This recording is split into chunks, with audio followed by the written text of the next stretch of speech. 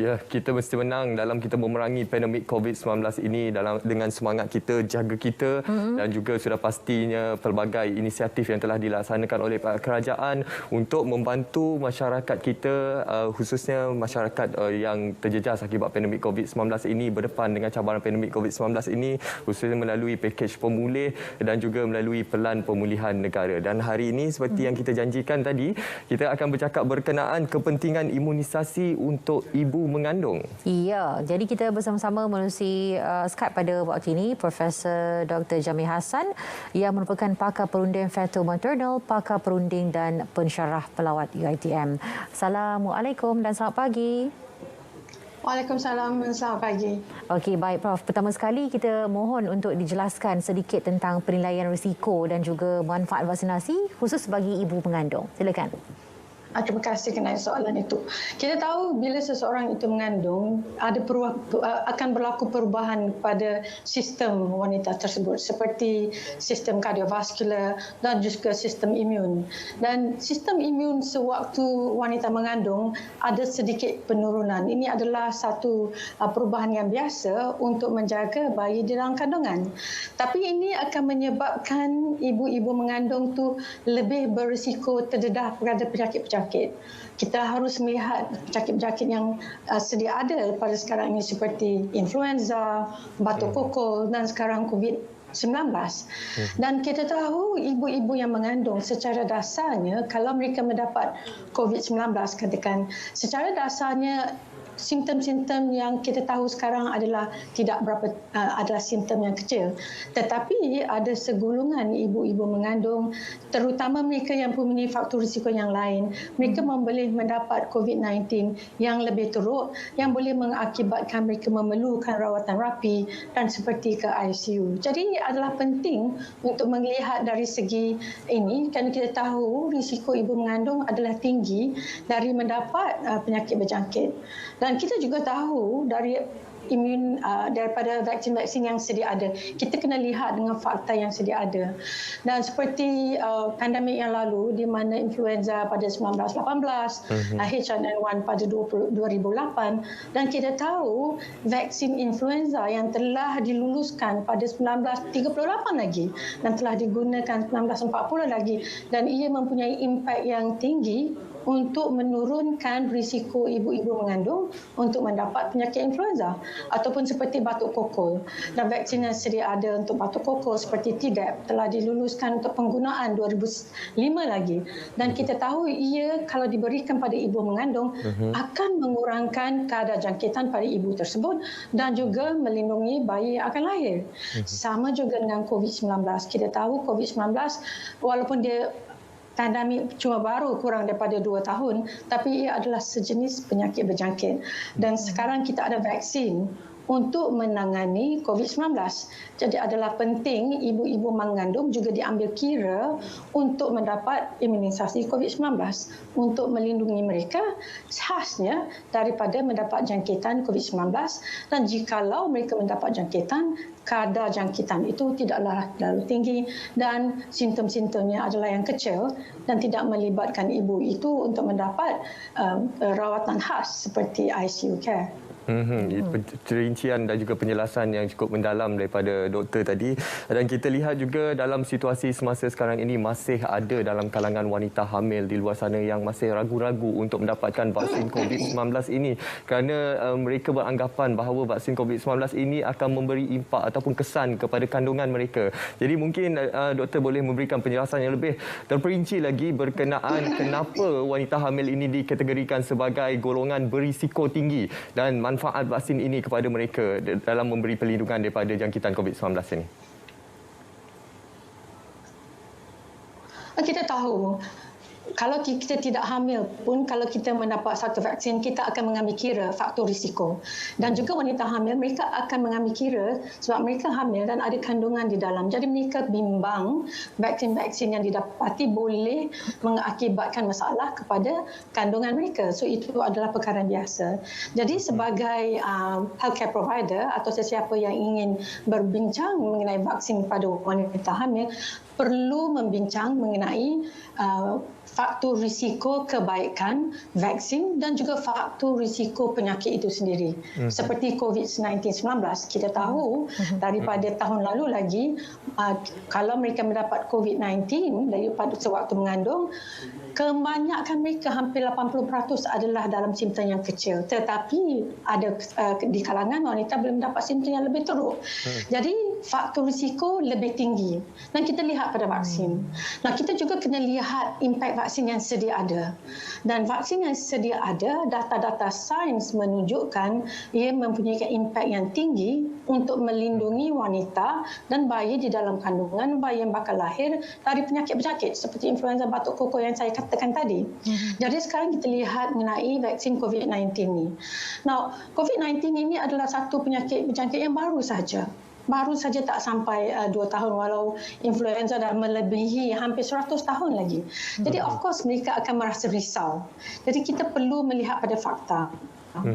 Kita tahu risiko COVID-19, sekarang kita lihat risiko vaksin. Nah, vaksin ini adalah vaksin-vaksin yang baru, kesemuanya. Tetapi platform vaksin ini tidak baru. Vaksin yang telah ada lebih 100 tahun untuk melindungi manusia di seluruh dunia. Jadi platform ini tidak baru, cuma vaksin COVID-19 ini baru. Nah, kita juga perlu bergantung pada fakta sains. Kalau kita melihat dari segi vaksin yang sedia ada di Malaysia ini, seperti Pfizer, BioNTech yang telah kita gunakan. So kalau kita lihat apakah data-data sewaktu ibu hamil, kita perlu melihat ke Amerika Syarikat sebab mereka menggunakan hampir kesemuanya vaksin Pfizer, BioNTech secara keseluruhan.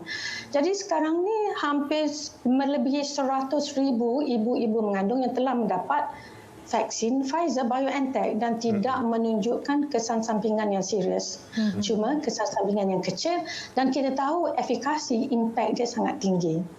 Jadi itu data yang sedia ada, yang banyak data yang telah pun diwar-warkan dan telah dipublish. Nah, kalau kita lihat vaksin yang lain seperti AstraZeneca yang kita ada ataupun Sinovac. Nah, vaksin Pfizer BioNTech adalah menggunakan platform mRNA, dia tidak ada virus. Tetapi kalau kita lihat vaksin AstraZeneca dan juga vaksin Sinovac, dia juga tidak mengandungi virus yang hidup. Dia adalah inactivated vaksin. Bermaksud virus yang menggunakan adenovirus vector yang tidak boleh menjadi penyakit pada wanita atau sesiapa yang mengambil vaksin tersebut. Lebih-lebih kalau wanita hamil mereka bimbang. Jadi kita kena lihat data yang sedia ada.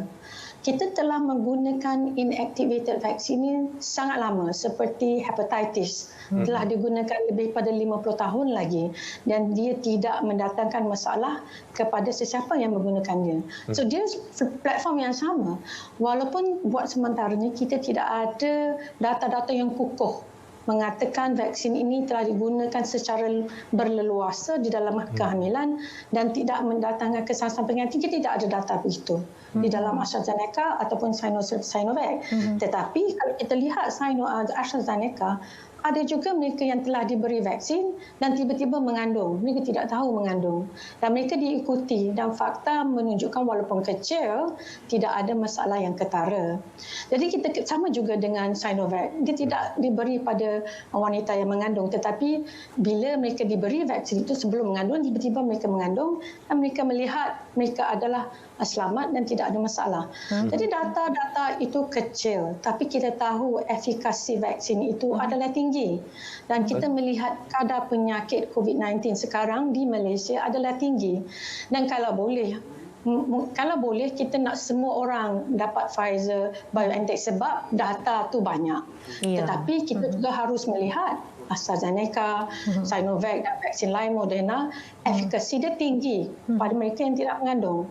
Jadi kalau kita ambil fakta itu dan gunakan dan pada ibu mengandung, yang kita tidak ada option yang lain, kita boleh menggunakan AstraZeneca itu dengan melihat vaksin yang sedia ada menggunakan platform yang sama. Jadi saya rasa ibu-ibu tidak perlu bimbang, tapi mereka perlu diberitahu. Dan mereka perlu membuat analisa itu sendiri, kebaikannya pada diri mereka dan bayi yang dikandung. Baik, dan kita melihat kepada, tadi kita dah tahu bahawasanya efikasi yang cukup tinggi terhadap vaksin yang diberikan kepada ibu mengandung ini, tetapi dalam masa yang sama perlu diberikan pada tempoh-tempoh yang tertentu. Kenapa ia perlu dilakukan sedemikian dan mengapa ibu mengandung ini wajar risau terhadap keselamatan kandungan mereka jika mereka mengambil vaksinasi? Jadi boleh kita rangkumkan kesemuanya ini untuk disampaikan kepada para penonton kita, khusus bagi ibu mengandung. Terima kasih. Soalan yang sangat penting. Buat masa sekarang, kita sarankan ibu-ibu mengandung untuk mengambil COVID-19 vaksin pada lebih 14 minggu sampai ke 33 minggu. Itu adalah guideline yang dikeluarkan oleh Malaysia dan juga di negara-negara lain. Nah, kita katakan vaksin itu tidak disyorkan untuk diambilkan pada semester yang pertama, bermakna 12 minggu yang pertama di mana pembentukan janin. Tapi ada juga, macam saya katakan tadi, mereka telah mengambil vaksin secara tidak sengaja sewaktu mereka belum mengandung dan tiba-tiba mereka mengandung. Dan tidak ada data menunjukkan kadar peningkatan kecacatan bayi dengan vaksin tersebut. Tetapi masih wajar untuk kita mengatakan untuk mengelakkan semester yang pertama. Sebab itu semester kedua yang 14 minggu lebih. Dan kita kata kita mendapat dos yang pertama selewat-lewatnya 33 minggu. Kenapa? Itu adalah dari segi untuk memberi dos yang kedua. Sebab setiap dos vaksin COVID-19 perlu diberi 2 dos. Sama ada 3 minggu ataupun 4 minggu ke 12 minggu ke AstraZeneca. Ataupun vaksin yang baru yang tidak ada di negara kita, Janssen Sila, itu berbeza. Dia satu dos sahaja. Jadi kalau kita beri 33 minggu dan kalau kita mendapat Pfizer, katakan, kita perlu memberi vaksin yang kedua 3 minggu kemudian. Itu 36 minggu. Kalau kita mendapat vaksin Sinovac, katakan, ataupun AstraZeneca, katakan, kita dapat 33 minggu dan paling cepat kita mendapat second dose adalah 4 minggu kemudian 37 minggu. Dan kita tahu hampir 60 ke 70% wanita akan melahirkan bayi dalam masa 37 ke 38 minggu. Jadi 33 minggu itu diberikan kadar atas supaya sempat untuk kita memberi dos yang kedua untuk perlindungan yang sepenuhnya. Tetapi jika kita ingin memberi vaksin melebihi 33 minggu, bukan tidak boleh. Ini adalah vaksin. Ia masih boleh diberi. Tapi ia perlu dibincangkan kerana dos yang kedua mungkin terpaksa diberi sewaktu wanita itu selepas bersalin, katakan. Mereka perlu menambil vaksin untuk melengkapkan perlindungan. Itu sahaja disebabkan. Jadi bukan tidak boleh diberi, tetapi untuk menyenangkan dari kadar memberi second dose. Sebab itu kita katakan 33 minggu. Jadi ibu-ibu tidak perlu bimbang untuk mengambil vaksin ini sebab dia tidak menyebabkan penyakit COVID-19 pada mereka atau pada bayi yang dikandung. Tidak ada data menunjukkan dan vaksin itu tidak boleh menyebabkan penyakit COVID-19. Ia bertujuan untuk melindungi. Jadi ibu akan mengeluarkan antibody kepada COVID-19 ini untuk melindungi mereka dan secara langsung untuk melindungi bayi. Walaupun kita tahu COVID-19 ini tujuan utama ialah untuk melindungi ibu yang mengandung. Dan kita masih data-data kecil yang mengatakan ia boleh melindungi bayi, tetapi data itu sangat-sangat kecil dan kita perlu menunggu lebih lagi untuk melihat impak dia kepada bayi yang bakal lahir. Tapi tujuan utamanya untuk ibu mengandung. Jadi saya rasa ibu mengandung tidak perlu bimbang untuk mendapatkan vaksin ini kerana risiko mereka mendapat penyakit COVID-19 lebih tinggi daripada masalah vaksin. Mereka tidak akan mendapat COVID-19 daripada vaksin yang kita beri. Okey, baik. Jadi diharapkan dengan penjelasan daripada Profesor Dr. Jamil Hassan memberikan sedikit banyak input dan juga membuka mata kepada khusus bagi ibu yang mengandung dan juga suami-suaminya. Mungkin maknanya selamat untuk ibu mengandung ya, bentuk 3 jenis vaksin yang telah pun dikongsikan, tapi dalam masa yang sama pastikan ia mengikut pada kandungan anda bagi tempoh-tempoh yang tertentu sahaja. Dia ada sebab dan faktornya. Baik, Abang, kami ucapkan terima kasih kepada pakar perunding fetal maternal, pakar perunding dan pensyarah pelawat Pelawat Profesor Dr. Jami Hassan bersama-sama kita pada pagi ini. Okey, dan untuk makluman janji temu ibu mengandung sebenarnya diberikan secara berperingkat mengikut keutamaan tarikh kelahiran bayi. Dan kalau anda sudah pun mendapat janji temu, anda jangan lupa untuk membawa buku rekod kesihatan anda yang kita panggil buku pink, buku merah jambu tu pada hari vaksinasi untuk rujukan semasa konsultasi bersama doktor nanti.